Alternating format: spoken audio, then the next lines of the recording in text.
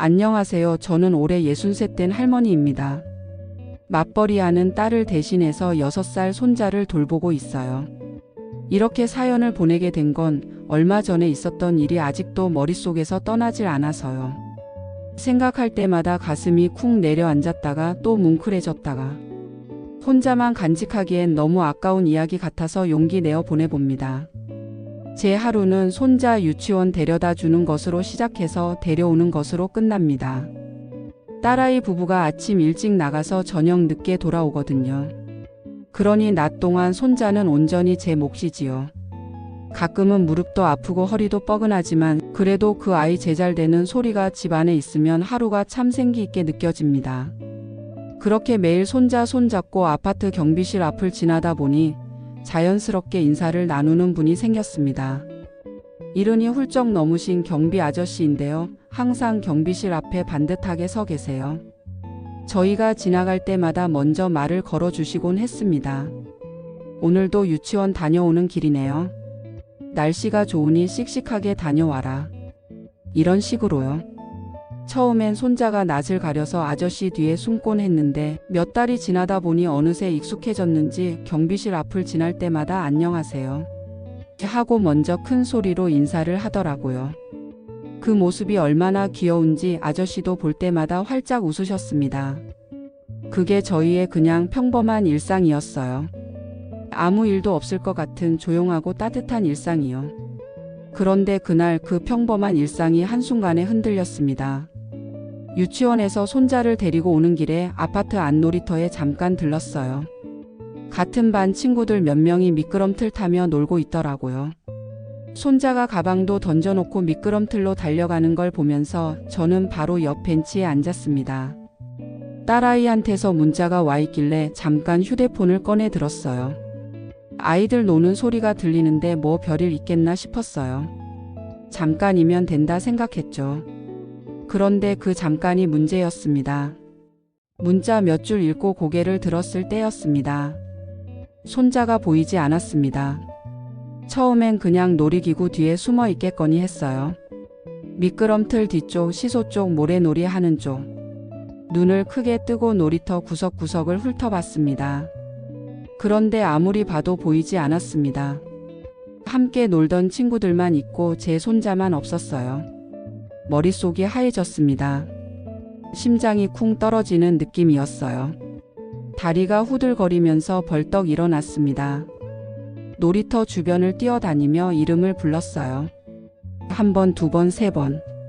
목소리가 점점 떨려왔는데도 대답이 없었습니다. 주변 아이들이 멈추고 저를 멀뚱멀뚱 쳐다보는데 그 눈빛들이 더 무서웠어요. 너희도 못 봤구나 싶어서요. 그때 머릿속으로 최악의 상상이 스치기 시작했습니다. 아파트 정문 밖으로 나간 건 아닐까?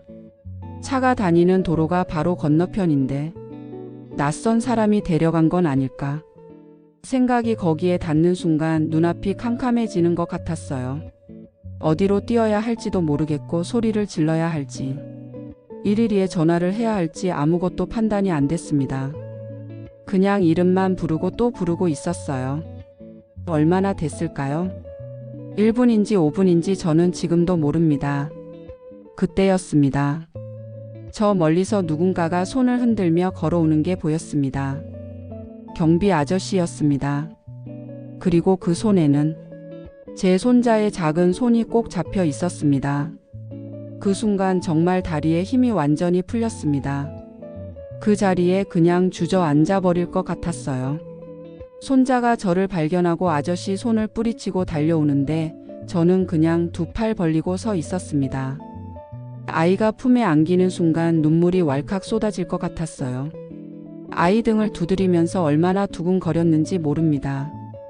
한동안 아무 말도 못했어요.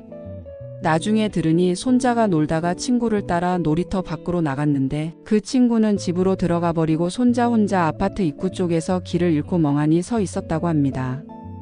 어디로 가야 할지 모르는 채로 그냥 그 자리에 서서 두리번거리고 있었던 거예요.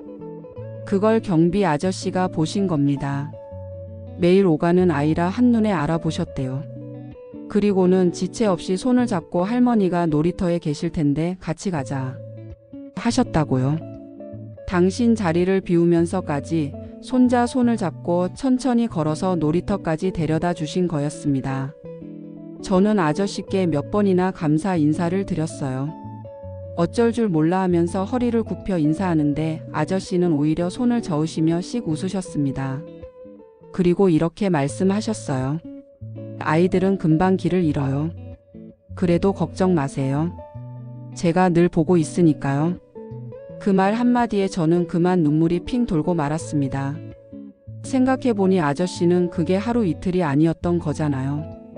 매일 그 자리에서 아이들이 오가는 걸 묵묵히 지켜보고 계셨던 거예요. 누가 시킨 것도 누가 알아주는 것도 아닌데 그냥 자기 자리에서 조용히 눈길을 주고 계셨던 겁니다. 그 무심한 듯한 눈길이 그날 제 손자를 지켜준 거고요.